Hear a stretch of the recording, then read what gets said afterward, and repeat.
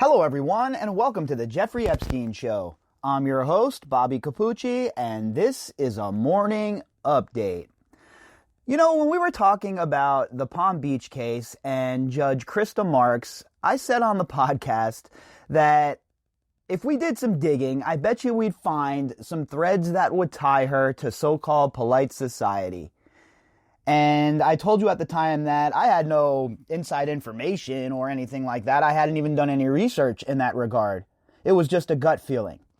Well, now today, the Miami Herald has an article out, and the article has to do with the fact that Judge Krista Marx, wouldn't you know it, has ties to polite society.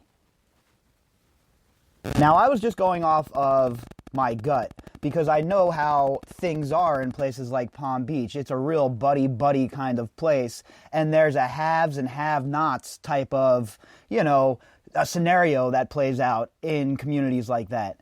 And to think that she would have no ties to anyone in Jeffrey Epstein's orbit or anyone that's connected to the prosecutor's office it was just too much for me to swallow.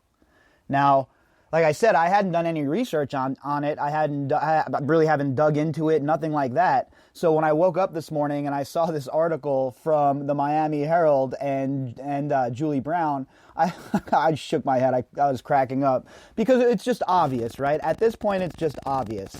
When you start following this case and you start following the breadcrumbs and you start putting pieces together of this puzzle, you start to understand just how far wide this reaches, just how many players are involved. And not everybody is a key player, right? Some guys are utility players. It's just like sports. Every now and then, someone will come in and they'll pinch hit. And that's what we have in this so-called polite society and this web that connects all of these people together. And this is what I mean when I say it's all like WWE. These people are all friends in the back room. The prosecutors, the judges, the lawyers. These people don't have true animosity to one another.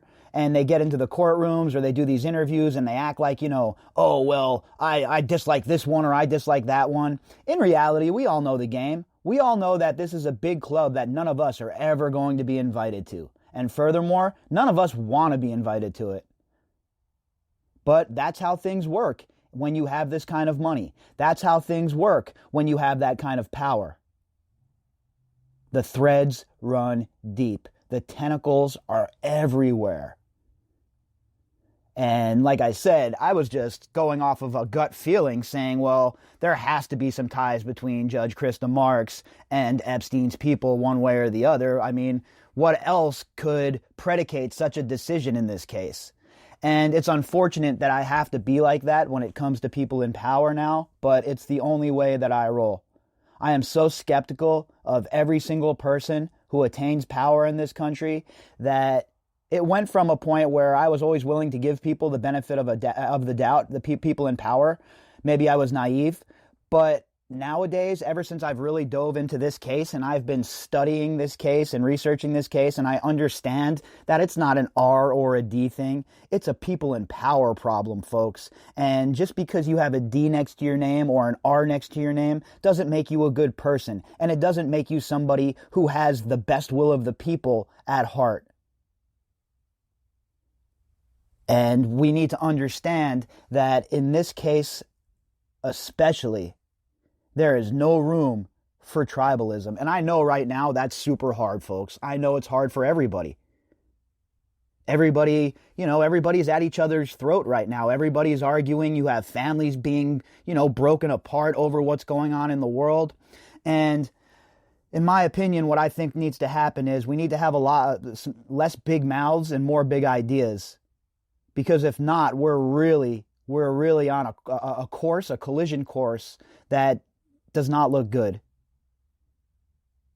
We should all be rallying together, all of us, because all of us, white, black, Hispanic, Asian, it doesn't matter.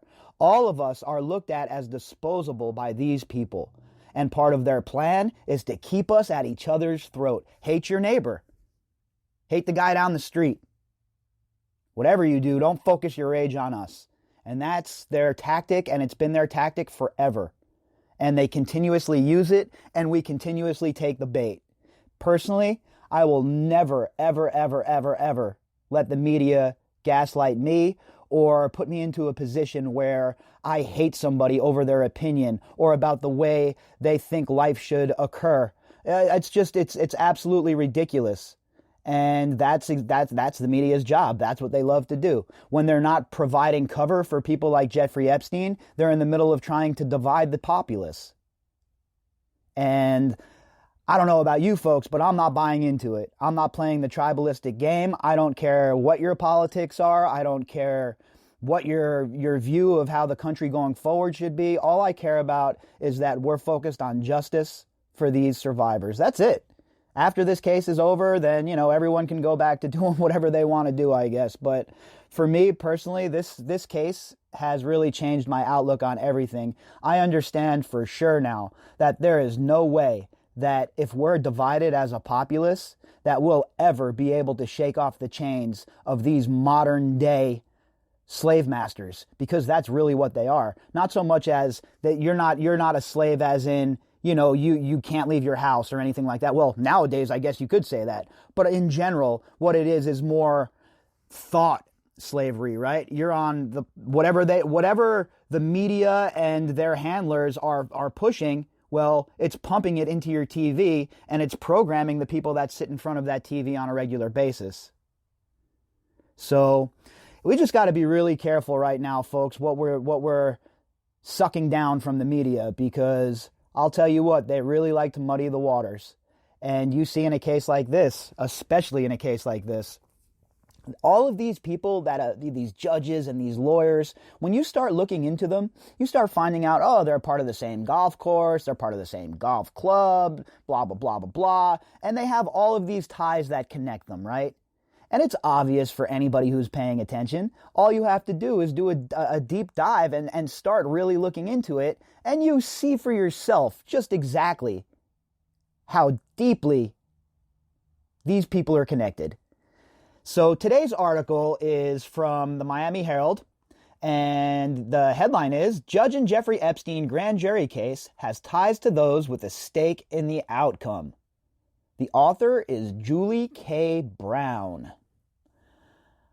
The Palm Beach judge, who has thus far refused to release grand jury records in the Jeffrey Epstein case, has both professional and family ties to three of the politicians who have a stake in keeping those records secret, the Miami Herald has learned. Oh, well, isn't that a shock? Nobody could have ever guessed that. Nobody would have ever guessed that Judge Marx had ties that binded her to so-called polite society, right? I mean, come on.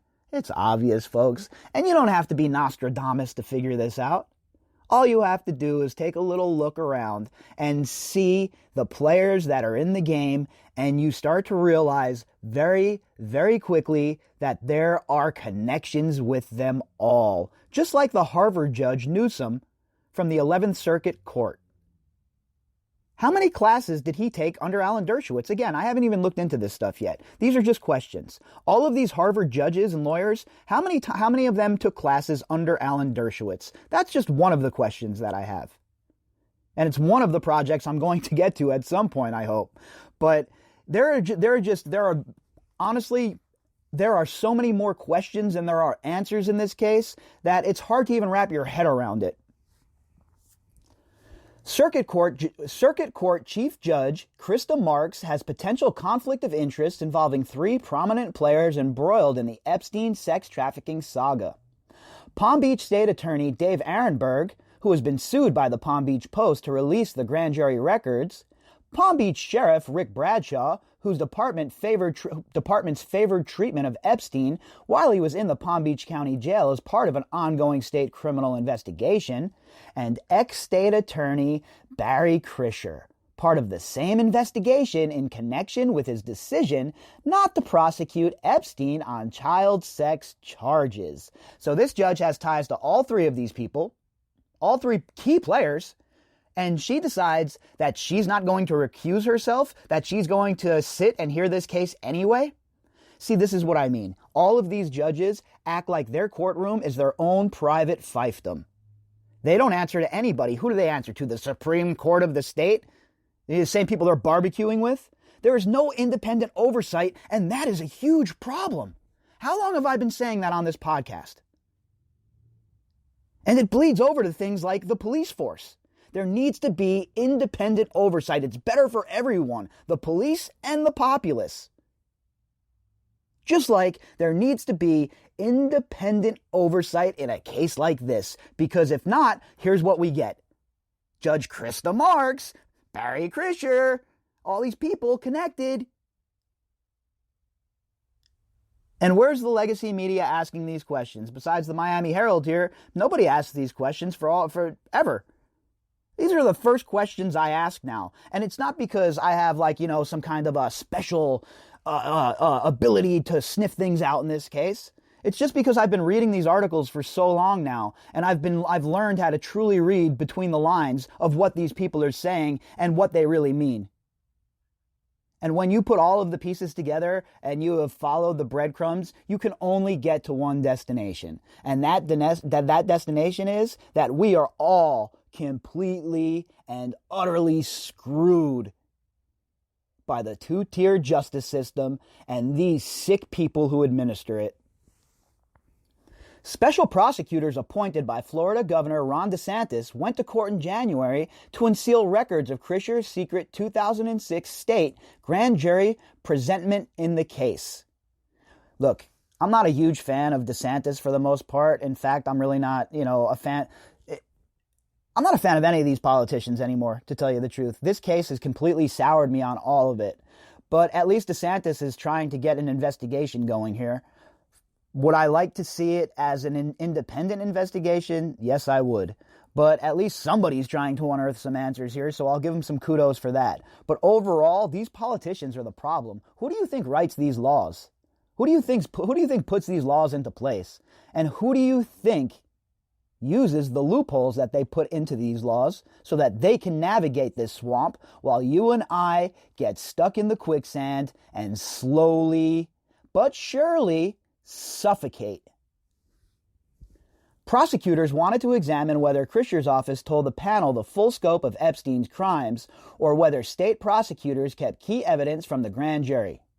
The grand jury returned a minor charge of solicitation of prostitution against Epstein, who later managed to negotiate a lenient plea deal, resulting in him serving 13 months in the Palm Beach County Jail, much of at his lavish office in West Palm Beach, thanks to a generous work release provision. Now, let me ask you folks. I'm sure a lot of you out there have friends who have made mistakes in their lives and have ended up in prison. And I'm sure most of those friends who ended up in prison, it was probably drug-related or something similar. Now, were they offered house arrest? Were they offered a whole wing to hang out in by themselves? Or were they treated like anyone else who has been convicted of a crime? Why do people like Jeffrey Epstein, Harvey Weinstein, etc., continue to get favorable treatment even when it has been proven that they're sick, disgusting bastards, abusers, and people who assault women, but yet they still get all sorts of privileges? Meanwhile, the rest of us are literally being smashed under the boot heel of an out-of-control justice system, and nobody is standing up and saying, enough? Last year, following a series of stories in the Miami Herald detailing the machinations behind Epstein's plea deal, DeSantis ordered a state criminal probe focusing on Krischer's decision not to prosecute and on Bradshaw's role in helping Epstein maintain an opulent lifestyle, including having sex with women while subject to sheriff's custody on sex charges. Now, whoever this deputy was, or whoever the deputies were that were supposedly watching Jeffrey Epstein while he was out on this bullshit work release program, they need to be brought up as accomplices in Jeffrey Epstein's sex crimes that he committed while he was out on work release. The state should be held responsible for that. He was remanded to your custody, you let him go, you had a guard with him, and he still assaulted women. How is the state not responsible for that? If I was one of those girls who were assaulted while Epstein was supposedly out on this work release stupid-ass program, I would sue everybody. I'd sue everybody in the whole entire state. But Marx in January rejected the criminal prosecutor's effort to unseal the grand jury records, calling it a fishing expedition. Yeah, I'm sure it is. And I'm sure you know all about fishing expeditions, Judge Marx. How many of those family-style fishing expeditions have you been on with Barry Krischer? How many dinners? How many times have you clanked your glass in a toast, Judge Marx? Then on Wednesday, she rebuffed a similar request by attorneys representing the Post who sued Ehrenberg and the county clerk Sharon Bach for release of the records. Marx was dismissive of the Post's lawsuit against Ehrenberg, who has denied he has custody of the grand jury records, and Bach, who has custody of the records but won't release them without a court order. Of course she won't. It's circle the wagon time for these people. And you see it with people in power all the time. They love to circle the wagons around each other, even when they know they're wrong. Even when they know that what they're doing is completely and utterly effed up, they do not care. They circle the wagons. And there can't be any of that anymore. All right? We can't allow it. We cannot allow these people to cover for each other in the capacity that we see on a regular basis. The two-tier justice system needs to be smashed under heel and scattered into the winds of history. Marx, however, did not disclose from the bench that Krischer was her former boss, that her daughter works for Ehrenberg as an assistant state attorney, and that her son works for Bradshaw as a sheriff's deputy. There you go, folks. It wouldn't have taken much digging, right? Like I said on the podcast, that's the homework assignment. And I haven't gotten around to doing it. To digging into this part of the case. I'm working on some other things right now. But I had a gut feeling that this was the case. And if you dig into these other judges, this is the kind of shit you're going to find as well. You see what I mean when I tell you it's a scam? That it's all rigged against us from the very beginning. Never mind rigged against these survivors who were going to out these people. It's in their best interest to destroy these survivors, destroy their credibility, call them liars, ostracize them, castigate them, and make them feel like they can never come forward again. That's basically what Krischer and his Attorney General's office did down there in Florida. And it is beyond the pale. It needs to be talked about. Light needs to be shined about it. And Krischer needs to be held accountable, folks. Then you look at all this other nonsense. How her daughter works for Ehrenberg, the guy who's being sued in the case. Are you kidding me right now? And she doesn't recuse herself? I'm telling you, the more we dig, the deeper we get, the worse it all looks. And this isn't, and the thing is, this isn't like it's just a case of, every once in a while stuff like this happens. What do you think? It's just a coincidence that when you start putting the threads together in all of these major cases that all of the players are connected in one way or another, and most of those connections started at these disgusting universities like Harvard? I don't know about you folks, but I'm really, really sick and tired of the academics in this country. I am really tired of it. Besides very few of them who have come forward, like Dr. DeLay and the folks who co-signed his letter, there has been just a huge amount of silence from the academics in this world and in this case, and it's really disheartening. Mark's husband, Palm Beach County Judge Joe Marx, has a disclosure on his county webpage stating he would recuse himself from any cases that involve his two stepchildren. Krista Marx County webpage does not have such a disclosure. Of course not, because she's a petty dictator in her little fiefdom of her courtroom. She's the chief circuit judge down there. She can do whatever she wants, she feels like. Nobody can say a word to her. There's no oversight. She can be dismissive in cases like this. She can just, do whatever she wants. Is that the kind of country that we want to live in, where somebody like this lady, who has all of these ties to the case already, has the ability to make the decisions such as these? The Miami Herald reached Krista Marx on her cell phone late Friday. She instructed a reporter to send her questions via text. Shortly after, she sent the following. A judge is prohibited from commenting on open cases. It is a clear rule of the judicial canons. See CNN 3B9. Oh, of course, and that's what they do, right? They always wrap themselves in all of these stupid laws and rules, etc., etc. Meanwhile, they don't follow any of these laws or rules themselves. They do whatever they want, whenever they want, and there are no penalties ever for these judges. There are so many activist judges on the bench that need a reality check. Neither the attorney for the Palm Beach Post nor the criminal prosecutor handling the state probe were aware of Mark's work for Krischer. Now, how is that even possible? If you're the attorney for the Palm Beach Post, isn't that one of the first things you do? Hire a private investigator and dig into who Marx is and what her connections to the case are, etc., etc.? Maybe not. Maybe that's just me being so cynical. But if I was involved in this, every single person who has something to do with this case would have to be vetted if I was the defense team. The team for the survivors. Because we're not dealing with people who are fair-minded here, folks. We're not dealing with, even-opinioned players here. We're dealing with a lot of shady characters here. A lot of shady characters. The attorneys would not comment on the record, but confirmed they didn't know that Marx, a 6-term elected judge, had worked as an assistant state attorney for Krischer from 92 to 98. So Krischer was her boss for 6 years. Now she is covering Krischer's ass by not letting the grand jury documents be released. How is this not a conflict of interest? How is she not recused from this case? And who is her boss? Why don't they step in and make the decision to do so? Is anybody ever going to show any courage at all?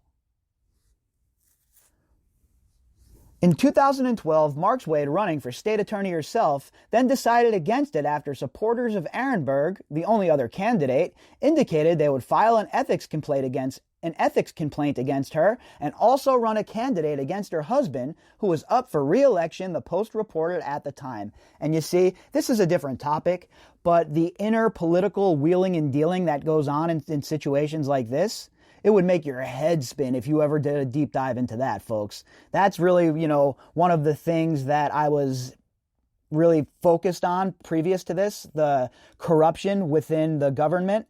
And you see so much of this. There is so many cases of judges that should recuse themselves, but they don't.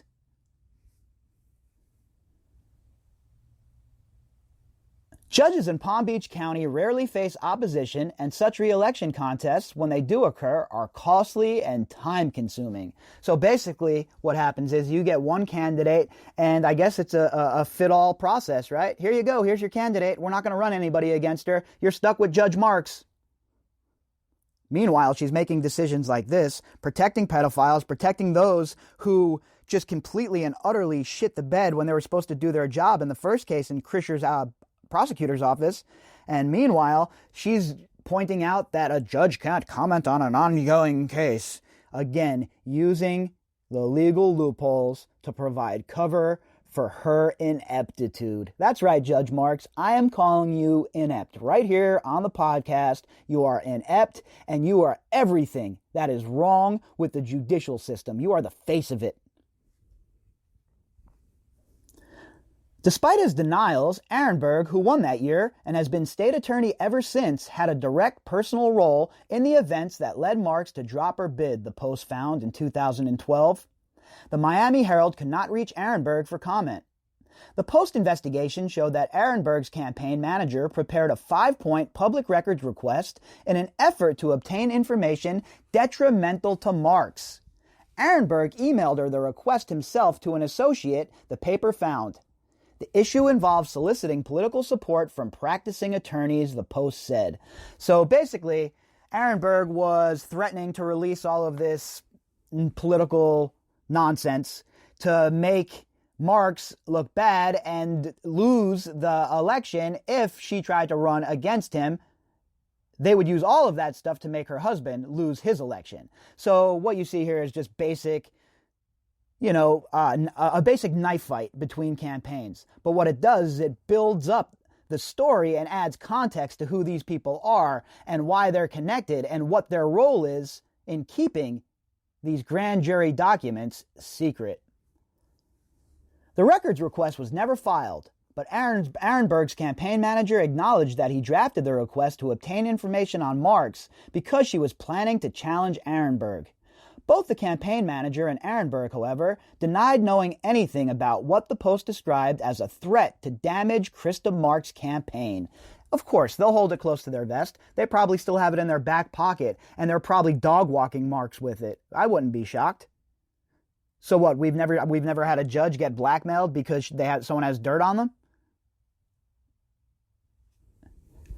At the time, Marx acknowledged that she was warned by political operatives that several lawyers were preparing to file an ethics complaint against her for soliciting political support from them. So, Judge Marx here doesn't even know how to conduct herself properly, and she's going to be here and she's going to be the one telling the public and the survivors that these records aren't available for them to see? Yeah, sorry, that's not going to go over well, Judge Marx. A complaint would be filed with the Judicial Qualifications Commission and could entail an investigation and hearing that Marx supporters say would have stained her reputation even if she were exonerated, the Post wrote. Arenberg, a former member of the Florida Senate and a regular commentator on MSNBC, has said he doesn't have custody of the 2006 grand jury records. He is a close ally of Krischer, who served on Arenberg's transitional committee and has done some unspecified volunteer work in Arenberg's office, the Post has reported. MSNBC should just change its name to Operative TV, because between all of the CIA operatives that populate the channel to all of these type people like Arenberg, it is just a den of scum and villainy over there. Holy cow. A spokesman for Arenberg said that Krischer is not an assistant state attorney in his office, but when asked to clarify that role, if any, Krischer has had during Arenberg's tenure as state attorney, the spokesman did not respond. Of course not. Why are they going to respond? They know that if they respond, well, big trouble, because they'll have to answer truthfully. So they'll do what everybody else does in this case. Just avoid it. Krischer is also a paid volunteer in Bradshaw's Sheriff's Department. Public records show he has earned over $112,000 in that capacity. So in his capacity as a paid volunteer, this guy earned 112,000 boxes of ziti in that capacity. So you're telling me a paid volunteer is making six figures? Pretty lucrative work if you can get it, boys and girls. During Epstein's 2008 incarceration, the multimillionaire, pedophile, was given expansive work release privileges that are rarely, if ever, afforded to sex offenders in Florida. Bradshaw, one of the most powerful figures in Palm Beach politics, has denied he had a direct role in Epstein's treatment. Sure, nobody had a role. Epstein decided all of this on his own. I mean, that wouldn't shock me considering the amount of control he had over all of you knuckleheads. But let's be real here, okay? Bradshaw, Kircher, Villafana, Acosta, Philippe, Mukasey, all of these people played a role in this.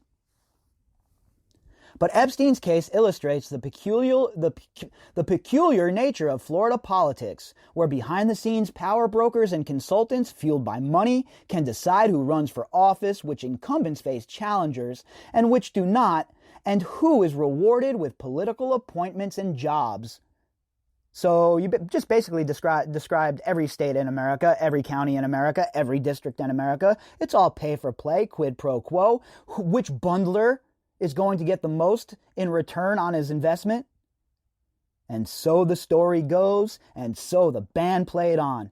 And meanwhile, you and I sit here and we can continue to twist in the wind while our so-called leaders continue to commit just disgusting crimes brazenly right under our noses. The system is one of the good old boys have built for 20 or 30 years. And now It's in jeopardy over this case, said Jose Lambiet, a former writer for The Post who covered gossip and politics, including the Epstein scandal for many years. He also wrote a column for the Miami Herald and is now a private investigator.